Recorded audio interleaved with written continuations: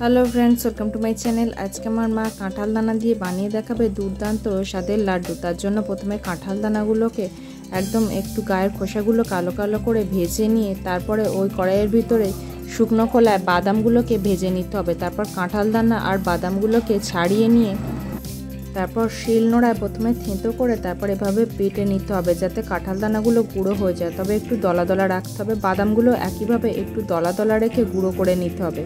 তারপর কড়াইতে কিছুটা পরিমাণ গুড়, তাতে কোড়ানো নারকেল এবং অল্প একটু নুন, যে কোনো মিষ্টি খাবারে একটু নুন দিলে টেস্টটা ভালো আসে, দিয়ে এটাকে কষিয়ে নিয়ে তারপর এর ভিতর দিয়ে দিতে হবে একটু এলাচের দানা। এলাচ দানাটা মিশিয়ে নেওয়ার পর তারপর গুঁড়ো করে রাখা কাঁঠালের দানা, গুঁড়ো করে রাখা বাদাম এবং কুচি করে রাখা কিশমিশ সমস্তটা একসাথে দিয়ে ভালো করে মিশিয়ে যখন এটা কড়াইয়ের গা থেকে ছেড়ে আসবে তখন এটাকে নামিয়ে এভাবে লাড্ডু করে নিলেই রেডি।